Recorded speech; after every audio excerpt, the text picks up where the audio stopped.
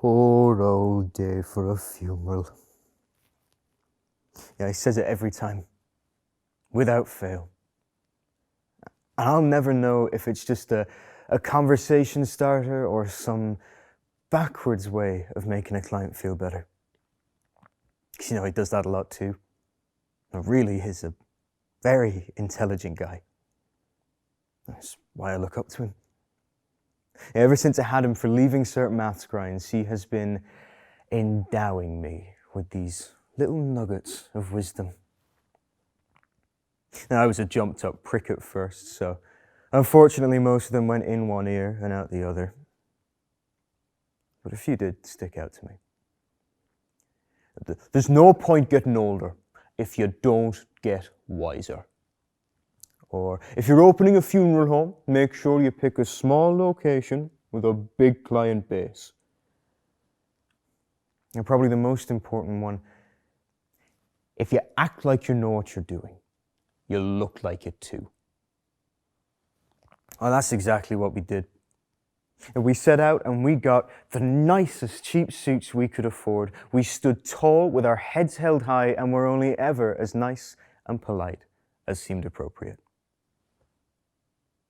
And business took off. I mean, it really took off. And we work round the clock now all year, 24/7.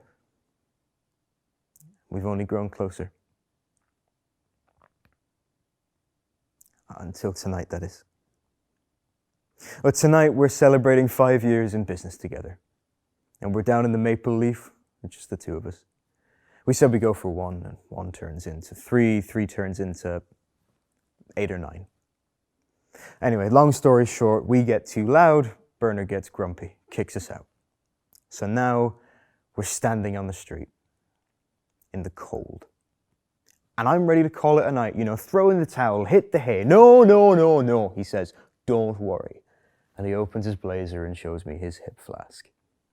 Come on, we'll go celebrate somewhere else. Right, I say. So we start walking. It's about 3 a.m. at this point, and we end up turning off down Scart Road. And down there we find this lovely red brick wall.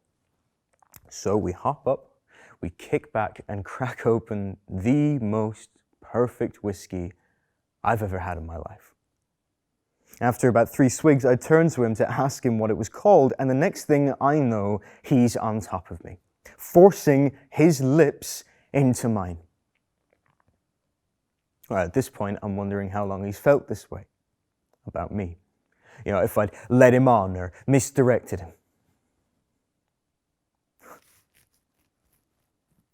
Poor old day for a funeral. I'm waiting for him to say it now. I have to keep reminding myself that this time he's the one on the ground. I buried him right there, where he landed. Look at the bright side. Well, it looks like I'm in charge now.